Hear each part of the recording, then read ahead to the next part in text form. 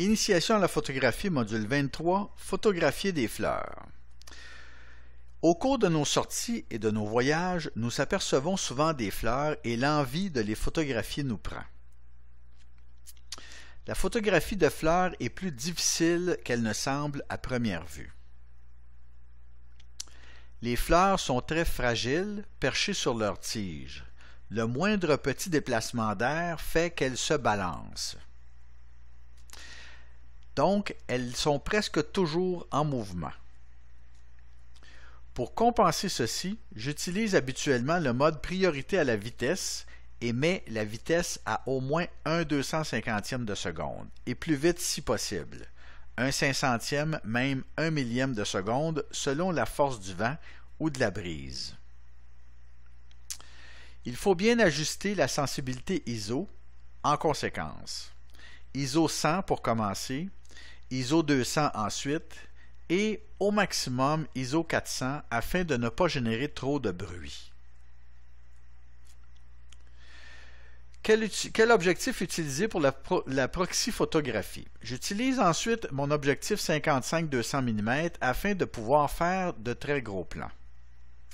C'est ce qu'on appelle la proxy photographie. Contrairement à la macro-photographie, on peut utiliser un objectif normal si nous n'avons pas d'objectif macro. On ne se rapproche pas autant qu'en macro-photographie, mais on se rapproche suffisamment tout de même.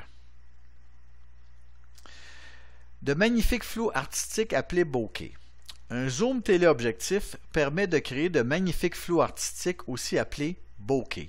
Ça se prononce bokeh.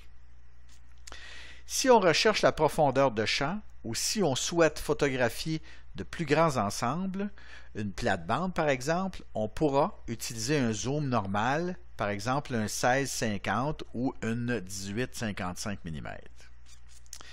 Si vous avez de la difficulté à obtenir une mise au point, assurez-vous de respecter la distance minimale de l'objet indiquée sur le devant de l'objectif. Par exemple, ici on a un objectif 16-50 mm.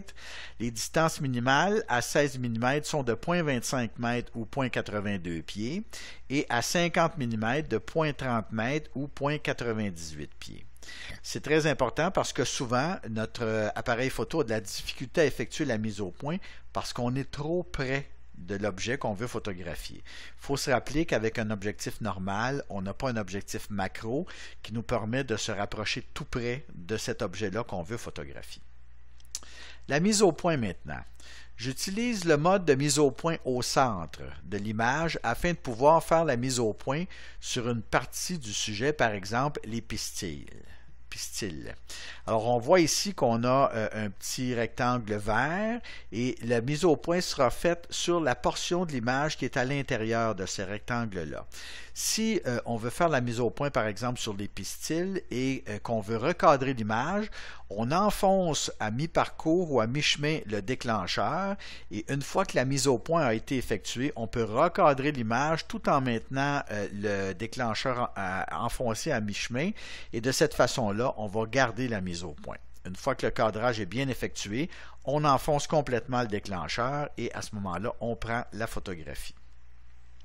L'exposition maintenant. Comme j'utilise le mode priorité à la vitesse d'obturation et que je définis la sensibilité ISO, l'appareil choisira l'ouverture du diaphragme automatiquement, de sorte que je n'aurai pas à varier l'exposition lors des changements d'éclairage dus à l'apparition ou la disparition du soleil, par exemple. Traitement des images. En ce qui concerne le traitement, comme je suis un maniaque du détail, j'utilise les outils de mon éditeur d'images qui permettent d'améliorer la définition. Il s'appelle Filtre, Netteté, Masque, Flou, Clarté ou Passe-haut. Ou encore Clarté, le mode, la clarté et la structure. Ou encore la netteté, le montant, le rayon, le seuil ou la suppression, ou encore réduction de bruit, luminance, détail, couleur, pixel unique. Je n'entre pas dans ces détails-là puisque vous pourrez, à l'utilisation de votre propre éditeur de photos, en voir toutes les subtilités. Il faudra apprendre à bien doser ces différents paramètres afin de faire ressortir les détails tout en n'ajoutant pas trop de bruit à l'image. Des exemples maintenant. On voit ici dans ce premier exemple une fleur qui a été photographiée ici de sorte que en avant-plan, on voit une fleur avec tous les minuscules détails de la fleur et on voit ici en arrière-plan une autre fleur qui est un peu floue et d'autres feuilles qui sont floues également. Ça nous permet de bien faire ressortir cette première fleur-là ici qui est en avant-plan. Dans cette image, ici, on a utilisé un objectif plus grand angle, par exemple un 16-50, pour faire une photo de ce petit ponceau ici qui est au-dessus de l'étang. Et évidemment, on a travaillé sur les contrastes de l'image afin de bien faire ressortir les couleurs du feuillage et les couleurs des fleurs. Sur cette image ici, on voit que la mise au point a été effectuée sur des branches et des fleurs qui sont en avant-plan. Et plus on s'éloigne de l'avant-plan, plus notre arrière-plan devient flou. C'est ce qu'on appelait tantôt du bokeh. Et évidemment, cette image a été effectuée avec un zoom téléobjectif, par exemple un 55-210. Si dans votre région, il y a des mosaïcultures, ces endroits sont d'excellentes places pour effectuer de magnifiques photographies de verdure et de fleurs. On voit ici un autre exemple où cette fois-là, on a fabriqué cette tête-là ici avec des fleurs et effectivement de jolies plantes vertes. Finalement, on ne devrait pas ignorer nos amis les cactus, même si ce ne sont pas des fleurs, elles nous donnent l'occasion de les observer de bien près quand on les photographie correctement.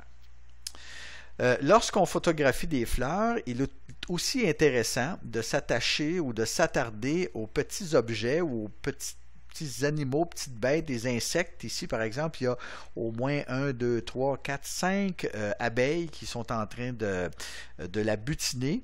Alors, c'est toujours intéressant de voir ces insectes-là qui sont déposés sur les fleurs. Dans cette image-ci, on voit que l'arrière-plan est très sombre. L'éclairage provenait de l'arrière de la fleur et faisait ressortir ici toutes les belles couleurs riches de cette fleur-là ici qui était photographiée en avant-plan. Et finalement, on peut également s'assurer ou s'attarder à ajouter des personnes à l'intérieur de nos champs de fleurs, ce qui nous donne des effets des plus spectaculaires. Alors, je vous remercie pour votre attention. Si vous êtes intéressé par d'autres vidéos de la série, vous pouvez toujours vous abonner à mon canal YouTube ou encore à ma page Facebook en tapant amateur.photographie Michel Gignac. Et sur la page Facebook, à la suite de la liste des différents modules d'apprentissage qui sont disponibles, vous pourrez également accéder au petit guide d'initiation à la photographie qui contient toute une série de conseils sur la photographie en général. Alors, je vous remercie de votre attention et à bientôt.